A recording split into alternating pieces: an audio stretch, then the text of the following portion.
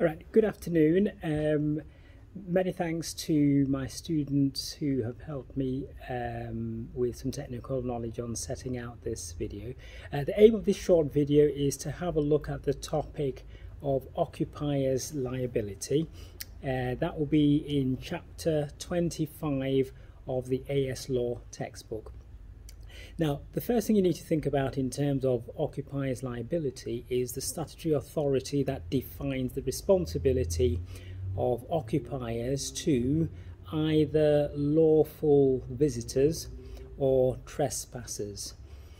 If we start by talking about the Occupiers Liability Act 1957, there is a responsibility on all occupiers under section 2 subsection 1 to owe a common duty of care to lawful visitors. One of the key things you would have to do when you are studying occupiers liability is to make sure that you can define who an occupier is. Occupiers are potentially the defendants in any case under occupiers liability. So the word occupier is not defined by the Occupiers Liability Act 1957, it is defined by case law. So the case of Wheat and E. Laken is a suitable case to consider when you are defining the word occupier. It simply means the owner or controller of premises. The next thing you need to think about is the meaning of premises. And again, there is no clear statutory definition. However, section 1 subsection 3a of the Occupiers Liability Act 1957 does give examples of what might be considered as premises, such as houses and buildings and vessels, and even ladders and shelves may be considered to be premises. That means that if you're the owner of premises and you have lawful visitors, such as people you might have invited onto your premises, or licensees, somebody who has a right to be on your land, for example, because they pay a fee to store their car or caravan, and so on. Anybody who has a contractual permission will be another lawful visitor on your premises. So if you have lawful visitors, you have to make sure that your premises is reasonably safe, as per the case of Laverton and Kaya Pasha. The other thing we need to think about is children are owed a special duty of care under section 2. So that means that if you have children coming onto your premises, then you must be very, very careful to look after them and make sure that they are safe. Refer to the case of Taylor and Glasgow Corporation as a good example of where the owner of land or occupier of premises owed a duty of care to children. There is also another point to bear in mind when you're talking or learning about occupiers liability, especially the 1957 Act, and that's to do with where independent contractors or skilled persons attend your premises to either carry out tasks on your premises. You owe them a slightly lesser duty of care. The assumption here is that owners or independent contractors rather will have insurance cover and will be very careful themselves when carrying out any responsibility on your premises. So in a nutshell, what do you need to remember about the Occupiers Liability Act 1957? It's as simple as remembering that the Occupiers Liability Act 1957 imposes a common duty of care on owners of land or occupiers to make sure that their premises are safe, especially when visited by lawful visitors.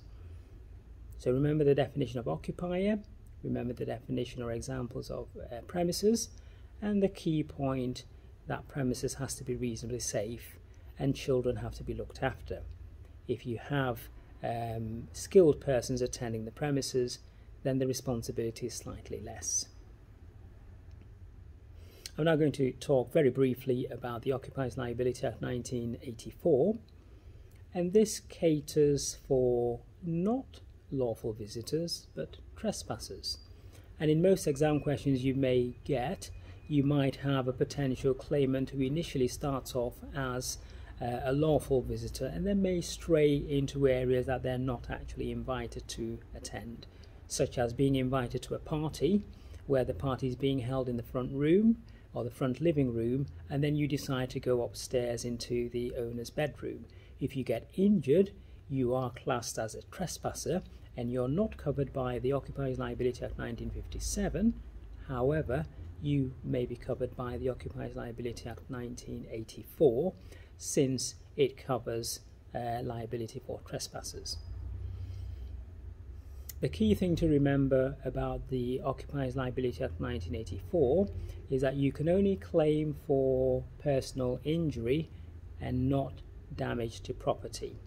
And this is because the law is doing quite well in catering for you as a trespasser.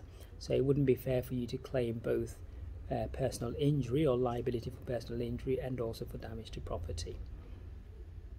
What's the key point you need to remember under the Occupiers Liability Act 1984? Well, a claim will only be successful if you can prove 3 points under Section 1, subsection 3 of the Occupiers Liability Act 1984. You have got to prove as a claimant that the defendant knew that there was a potential danger on their land. So that can be deep water containing dangerous substances, it could be loose electrical cables, and so on and so forth. The second thing you have to prove is that you have to prove that the defendant was aware that visitors used the area that was dangerous. So it could be a deep lake where you could easily drown, and there is evidence of a beaten path towards that deep lake. So if the defendant, one, knows that there is danger on their premises, and they also are aware that individuals or visitors use or access the dangerous area, then they could potentially be liable for trespassers who then get injured. The final thing you need to prove under the Occupiers Liability Act 1984 is that the defendant did not put up any warning signs. If you can prove all 3 points, then it's very likely that you will succeed in a claim under the 1984 Act in terms of you being a trespasser and getting injured, but being able to claim some form of compensation. Not for personal property, damage to personal property, but just for personal injury.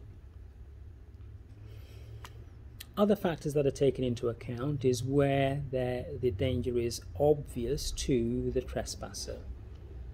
Also, the timing of the day in which the claimant got injured will be taken into account, and most of the time, unfortunately, child trespassers may not necessarily be able to win their case. So as a quick summary, there are 2 main acts of Parliament that deal with trespassers and lawful visitors. The previous Act, Occupiers Liability Act 1957, deals with lawful visitors, and the relatively recent Act, the Occupiers Liability Act 1984, deals with trespassers. And under the 1984 Act, you have to remember the 3 points that you have to prove in order to win your case. And just to quickly repeat them or remind you of them, the first point is that the defendant rather knew of the danger. The defendant knew that persons or visitors did access the dangerous area, and the defendant did not put up any warning signs to warn against the danger. And in a nutshell, that is a quick summary of Chapter 25. I'd encourage all my students to read through the whole of Chapter 25 from the AS Law textbook, and I'll be asking you some more questions based on the topic of occupiers liability. Thank you very much for watching this video, and if you've got any questions, please ask me during our lesson. Thank you.